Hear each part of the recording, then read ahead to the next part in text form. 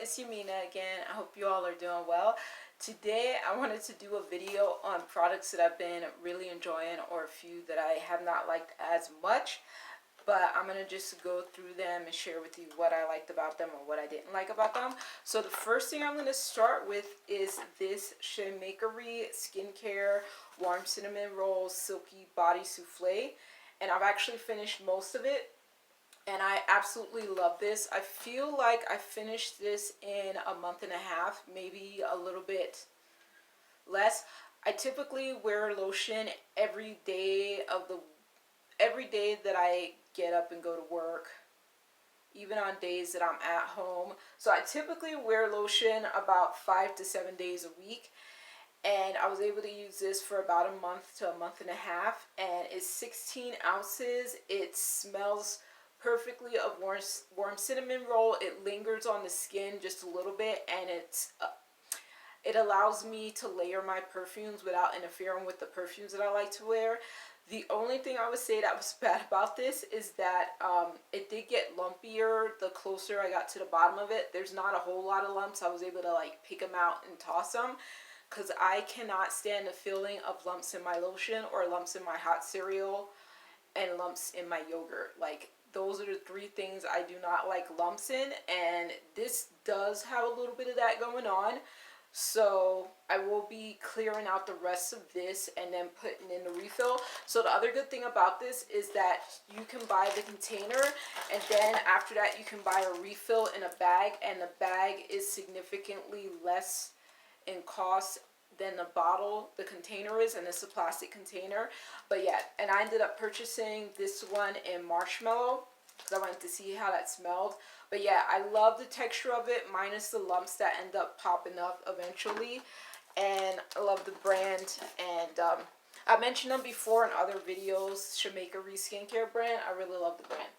So now I'm going to talk about this Fenty Beauty Cream Gloss Bomb and Bubble Binge. So I mentioned in the previous video that almost every time I use this particular Gloss Bomb cream, it would pull up skin on my lips. Even if I had exfoliated my lips before, it would do that. Even if I used a better exfoliator, a more better quality exfoliator than my previous exfoliator. And I still find that, like, I finally finished it. It's actually empty right now, but I find that it must have some kind of lumps in it or something, because I would exfoliate my lips and then use this cream right away, the gloss right away, and I would like find lumps of stuff on my lips instead of just a smooth surface. So this is probably my least favorite gloss bomb, and I actually love just about every lip product that Fenty Beauty has come out with. Everyone. I love the Galaxy lip glosses, the Fenty Glow, the Mademoiselle's, everything they've come out with that I've tried. The only thing I haven't tried from the brand that was a lip product was their pouty one, their popsicle one, the really glossy lipstick pouty popsicle one. I haven't tried that one, and that one wasn't interesting to me. But yeah, I am not keen on the Gloss Bomb cream. I want to like it because I actually want to get it again. I love that particular color, but I hate that it gets like lumpy on my lips. This is the Gloss Bomb Heat in the Lemon Lava. I also have the cherry one as well. So this one is really nice, and it does tingle a bit. What I have found out, it's not a good idea for me to use this when my lips are dry. So if I want to top off a lipstick or top off another lip gloss, I can use this. But if I want to moisturize my lips, I should not use this, because it made my lips drier and it's made them irritated.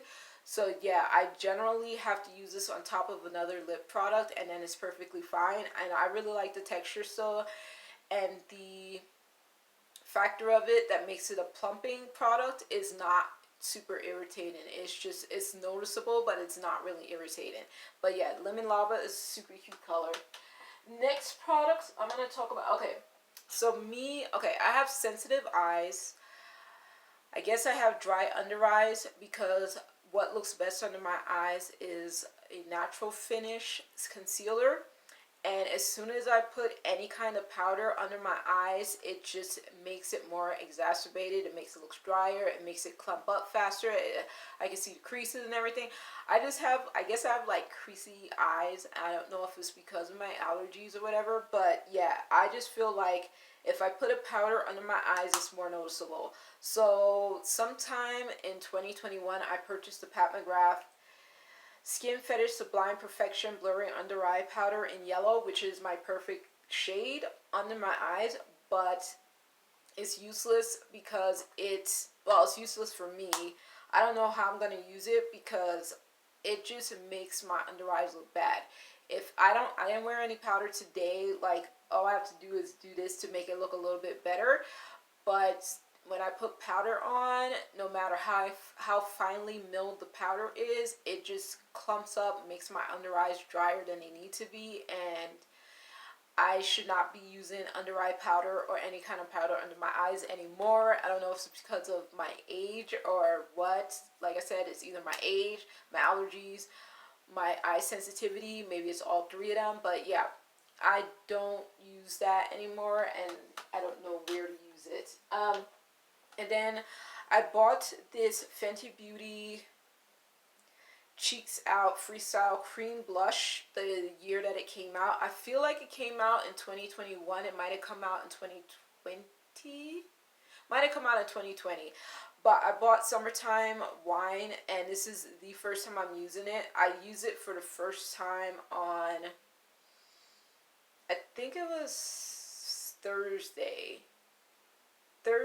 Yeah, I think it was Thursday that I used it. I'm forgetting exactly, but I used it sometime this week, and I really like it, but it did exactly what I thought it was going to do. So my preferred type of blush is a powder blush. I'm not really crazy about creams. I only bought this because I really love Fenty Beauty, and I thought this shade was so pretty. But what I've decided is, considering how I like to use blush, like I like it to stand out, and it may not translate that well on camera, but in person I feel like it looks better. But this blush, it looks really good on my skin when I have no foundation, no makeup on except for the blush. As soon as I put it over foundation, thankfully it doesn't lift up my foundation, but unfortunately it blends in so much.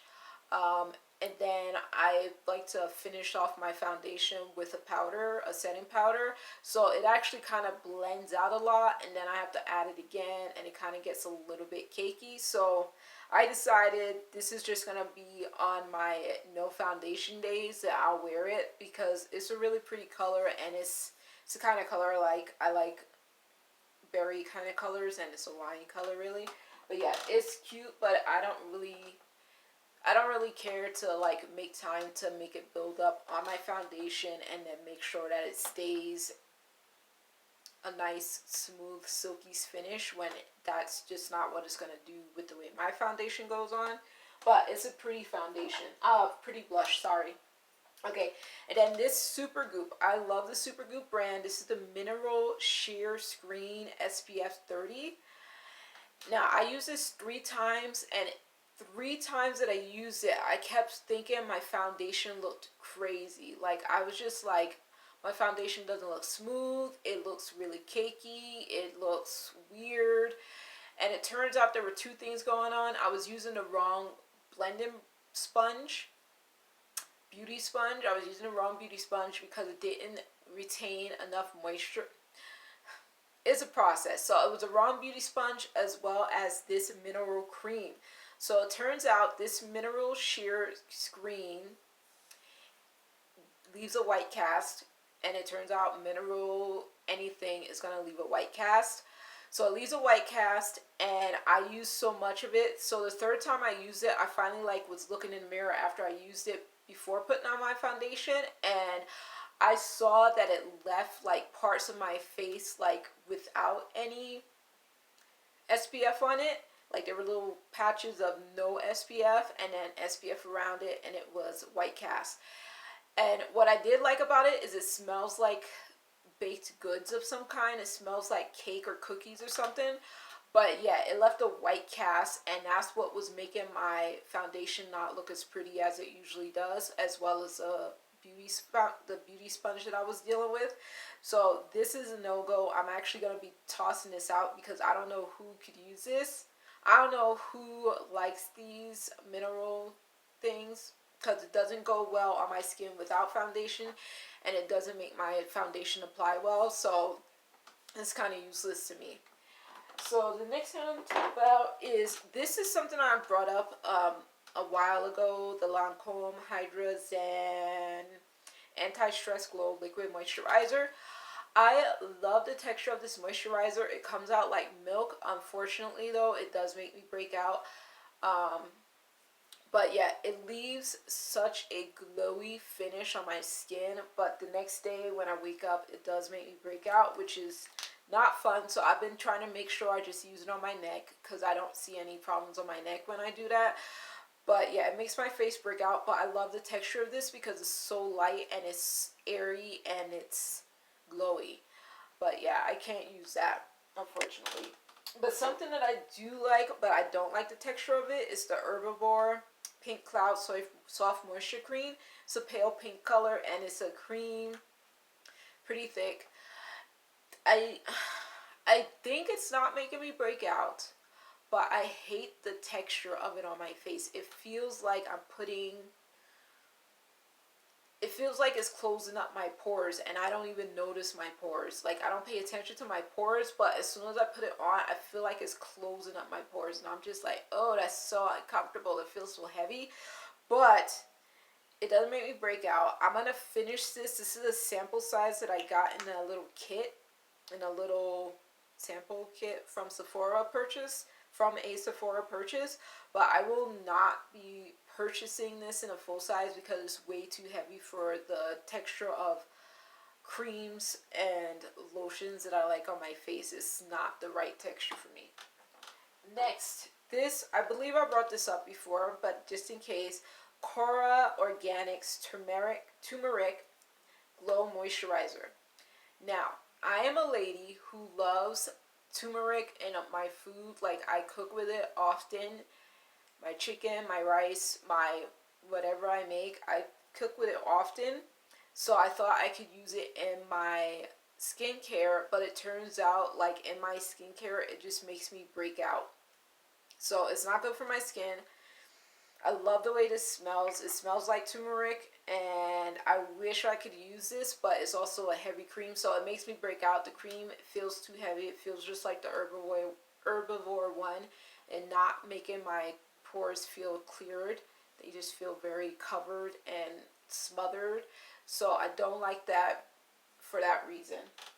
The next thing I'm going to talk about is the Milk Makeup Electric Glossy Lip Plumper. I've used this twice now. The first time I used it, my lips were really dry and I wanted a gloss on my lips, and I was in pain for minutes and minutes at a time after I used this, not remembering that it was a plumper. Cause it's clear. So I was so stressed out for a little while. I didn't notice the pain going away until after I had layered on other lip glosses on my lips, and I ate something later on, and I was like finally not feeling it anymore. But it basically felt like I had those rock popping candies in my mouth instead on my lips, and I was just like, that was so painful. So I have used it a second time on top of a lipstick, and it wasn't crazy or anything, but using it by itself, definitely not a good idea if you're trying to moisturize your lips. But I'm going to finish it. I probably won't repurchase it. It came in a lip product kit of 5 pieces. So this is the first thing I'm using from Milk Makeup. The last thing I'm going to talk about that I really loved. So those were loves and dislikes, right? Okay, those were a lot of dislikes actually. Okay. So this is something that I really love. This is my first in-person purchase that I've made at Sephora since this year. It's a Supergoop SPF Bestseller Starter Kit. It has a Supergoop Play Everyday Lotion that is for your body, and I've already put that in my makeup bag to take to work. It has the Unseen Sunscreen, which is a primer, or it can just be your last skincare product that you use during the day, and or it could be a primer. And then it has the Glow Screen, which is a primer or SPF as well only. So both of these products, all three of these products I've been using already. They're all in their respective locations. This is a recycled bag pouch that it came in. But yeah, this is the first purchase I made at Sephora since I've returned to shopping there. And I'm very glad that I bought this because I had to get rid of my Glow Screen because it ran past its expiration date before I could finish the full size that I bought a couple of years ago, maybe 3 years ago. So thankfully I was able to get a mini of the Glow Screen because I really love that SPF and primer, and I wanted to have it again. So when I saw that they had this little kit at Sephora, I was like, I will come back and get you, and I did. So very glad to have that. But I think that's everything. I thought this was going to be a likes and dislikes video, but it turns out it was a lot of dislikes. A lot of the products would probably work for people who have different skincare concerns than I do. So hopefully something I'll mention speaks to you. It might work out for you. Just that I don't have acne. No, sorry. I do have acne prone skin, and sometimes I can't tell what's going to work on my skin until I actually use it, and then that's how I found out what it's going to do. But yeah, so those are the products that I've been enjoying, that I haven't been liking, that I've been working with and trying to see how they fit into my skincare routine.